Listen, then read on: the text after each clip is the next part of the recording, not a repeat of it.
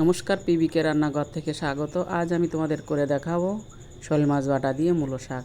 খেতে কিন্তু সেই স্বাদ। মূলো শাকে যে মোটা ডাঁটিটা থাকে ওই ডাঁটিটা ফেলে দিয়ে আমি কেটে ধুয়ে পরিষ্কার করে নিয়েছি। এখানে নিয়েছি শোল মাছ। শোল মাছে সাধারণত কাটা কম থাকে, একটা মাত্রই কাটা থাকে, কম বেশি সকলেই জানে। শোল মাছে নুন হলুদও মাখিয়ে নিয়েছি। এইবার মূলো শাকের পাতাটা আমি একটু সেদ্ধ করে নেব।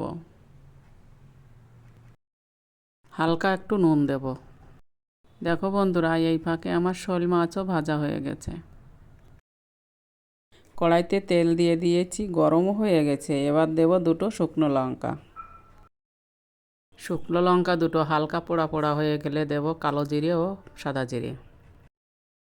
তারপর দেব সিদ্ধ করে রাখা মূলো শাক, দিয়ে হালকা একটু নাড়াচাড়া করতে থাকবো।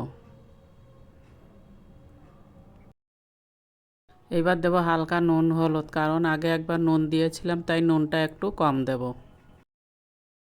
এখানে নিয়েছি রসুন ও লঙ্কা, এটা আমি শিলে বেটে নেব।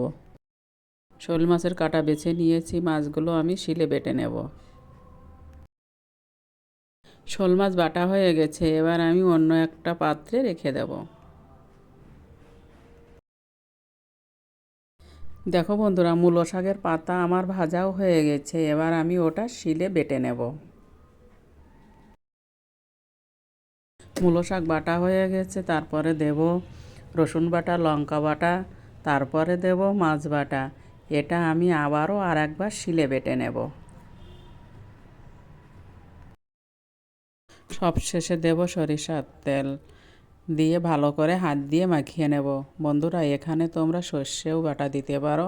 আমি আজ নিজের শরীরের দিকে খেয়াল রেখেই সরিষাটা দেয়নি। ঠিক আছে বন্ধুরা?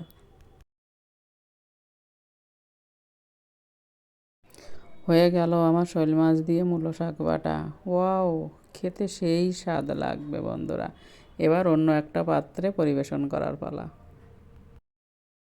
নমস্কার, আবার দেখা হবে অন্য কোনো রেসিপি নিয়ে।